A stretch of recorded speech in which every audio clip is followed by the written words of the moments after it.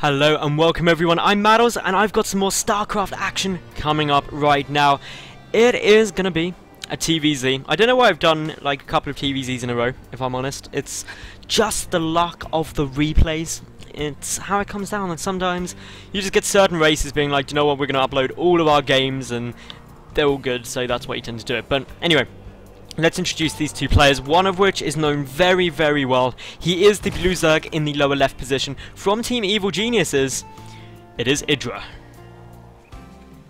And his opponent up in the top right, the red Terran, 0. So, these two should be putting up a good game. I know it's a bit of a longer game, so no one's going to be super cheesy or anything like that, and therefore I'm quite excited about seeing what they'll do. IdrA, in the last few games of his I've cast on my channel, hasn't been doing too well, I must say. His engagement choices haven't been great. He comes out...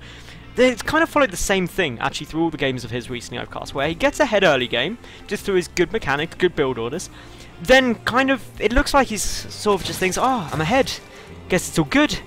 And then doesn't make good engagements, just throws units away, doesn't tech very well, and then his opponent just gets a couple of wins here and there, and eventually just has more stuff, and that's never a situation you want to get into. So hopefully we'll be seeing him put up a good fight this game. Of course, I put all of IdrA's games in a playlist, because usually they're quite amusing, especially when he gets a little bit angry when he loses. So let me know in the comment section below, do you like IdrA Rage? Which, I must confess I do. I find it quite amusing. So here we go, a 15 hatch coming down, that's to be expected. 1 racks at the wall off just means that it's probably going to be a 1 rack CC, although you can get some gas openings now, which are quite nice as well. It just depends on overall strategy, what you're planning to do to follow up, but generally the gas would have been chucked down by now if it was going to be occurring. So Neo Planet is the map we're spawning on, and it's a bit of a... well, not many people like this map, if I'm honest. It's very, very awkward to take a third base on. It's just kind of like, oh, where do I go? It's just like, well, down here, but then you've got a quick attack route through the side, and you can get units coming the other way into your natural, and just generally it's not too fun. And really, I don't think any race particularly likes this map, but it's great to watch because there's no watchtower, and with a lack of a watchtower means that you don't get as good a map vision, and you can get those surprise attacks, good little flanks, good little movements through, and that's quite exciting. So I always like that.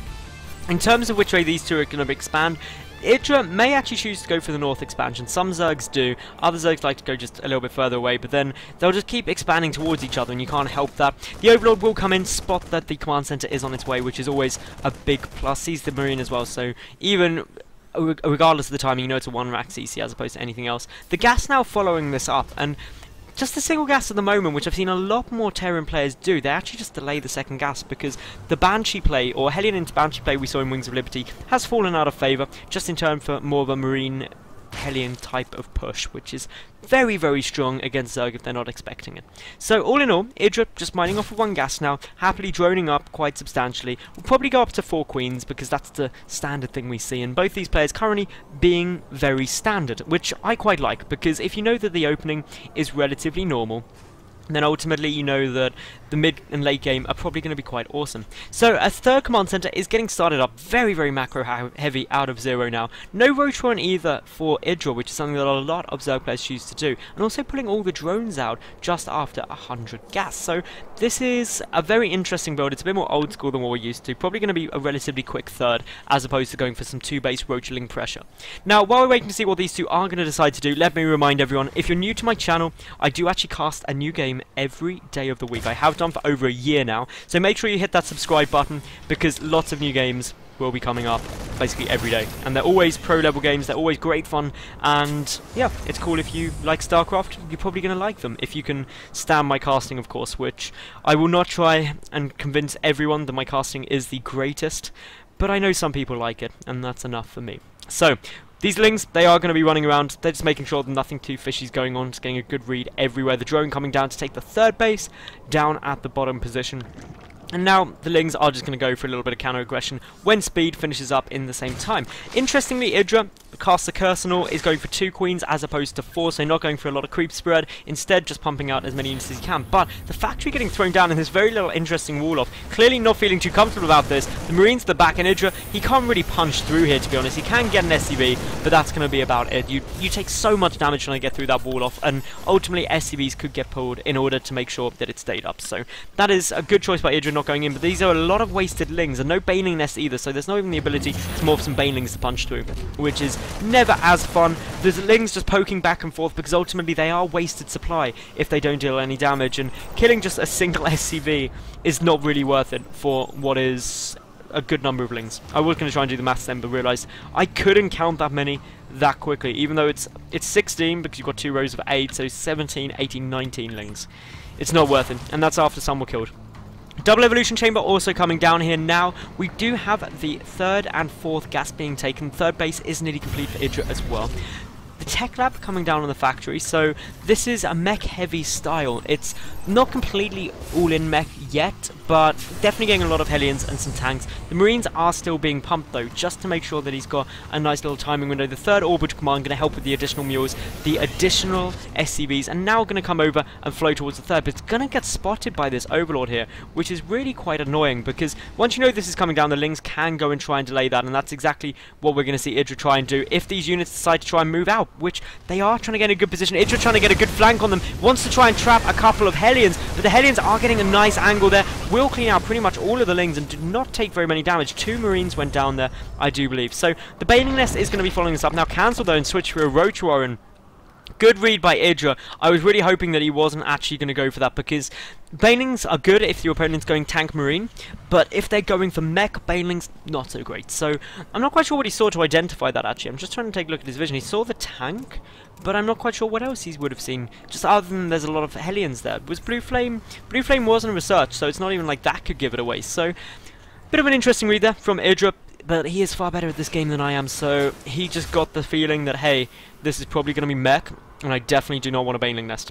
The Lings are still threatening to go for a bit of a counter push. It's always a concern when you try and take this 3rd, and this is just really what I mean, that it's an awkward 3rd to take, because Lings could ultimately push up into here, and if you position your army so you can defend there, then your natural is a little bit exposed, which is never too much fun. But likewise, IdrA does have an exposed 3rd, building his macro hatch at the 3rd base as well. That's an interesting choice in itself. It's just meaning that he's got committed units to defend down here anyway, so he might as well take it. And the drop is more likely to come in there, because it's quite difficult to drop into the main without getting spotted. You can, because this, well, that extractor can get a lot of vision. So, all in all, we are seeing these two be very, very passive for the time being, just building up an army. Of course, Zero, since he's going mech, does not want to be trying to get any kind of quick push out, not before about 150 supply at the minimum, usually about 170.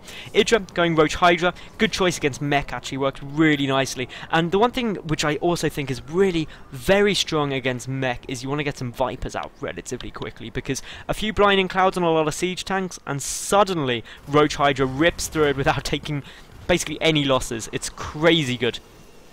Zero, he's doing okay in terms of the SCV count, up at 63 to just the 66 drones. IdrA expanding even further, taking his 4th relatively quickly, but this is the problem with this map, is you're always expanding towards your opponent, which is very, very tough. Very spread out expansions as well. This map is not very big, and that makes it very tough to go really macro heavy. So Zero is getting scouted out now, and this Overseer just getting a great read, sees how many tanks there are, how many Hellions there are, sees that there's no Thors either. That's a good little spot. The Infestation Pit nearly finished up, probably just going to be for a relatively quick hive timing, I would imagine. So everything IdrA's doing is really, really quite nice. He's getting the upgrades as well. And the one thing that ultimately Zero is missing are those upgrades. All he's got is the transformation servos, and that is it. He is getting the addition of the armory now, so he can start the +1 armor as well. But yeah, IdrA quite rightly saying, if I just went Muta now, what would you do?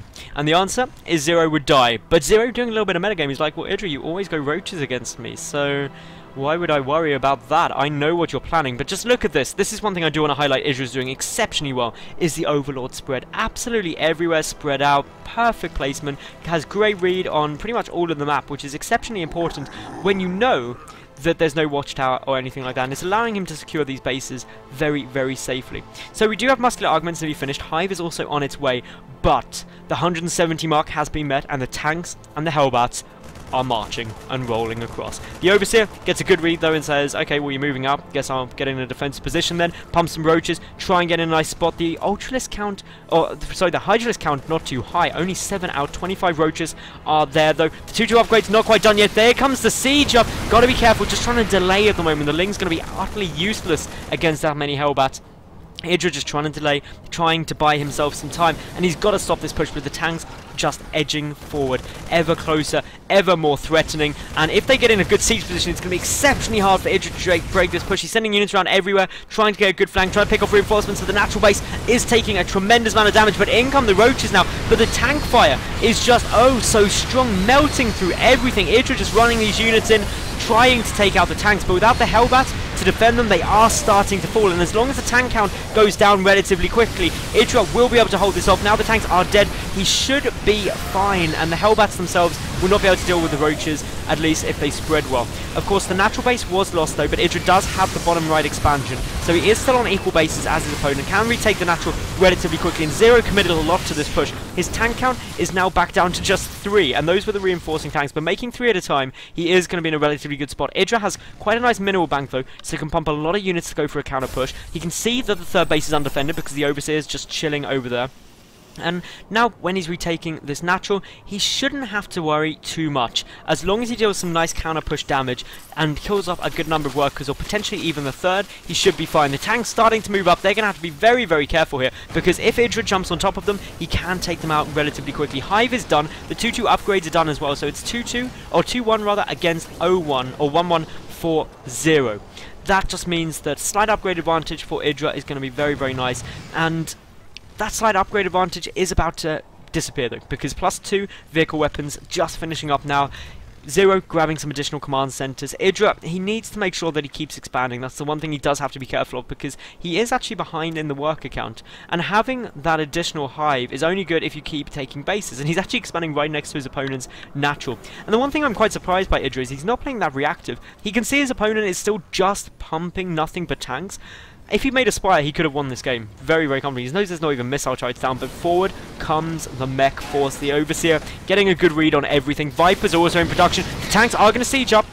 IdrA just trying to get a couple of shots off. He also has these roaches up here, which are going to go into the third in order to push as the mech force moves down, because he knows he can't defend everywhere at once. Good repair up though, always good to repair if you're going for a mech army. The Vipers are now just about to pop, so they should start consuming things when they do reach the field. No extra, here we go, there's the extra evolution chambers for the consume, which is just what you want. This hatch is going to be forced to cancel. No way you're going to be able to hold that with tanks shelling away at it, so this is just IdrA biding himself some time, waiting for the Vipers to really get out effectively, get up some energy, because some blinding clouds on these tanks, and suddenly Zero is not going to be in a comfortable position. More Vipers are on their way. Blinding cloud, as I mentioned, just so effective against siege tanks, because once they're sieged up, if you land some blinding clouds, you nullify all of their damage, and suddenly the Roach Hydra ball can just move in and deal tremendous amounts of fire for very little losses.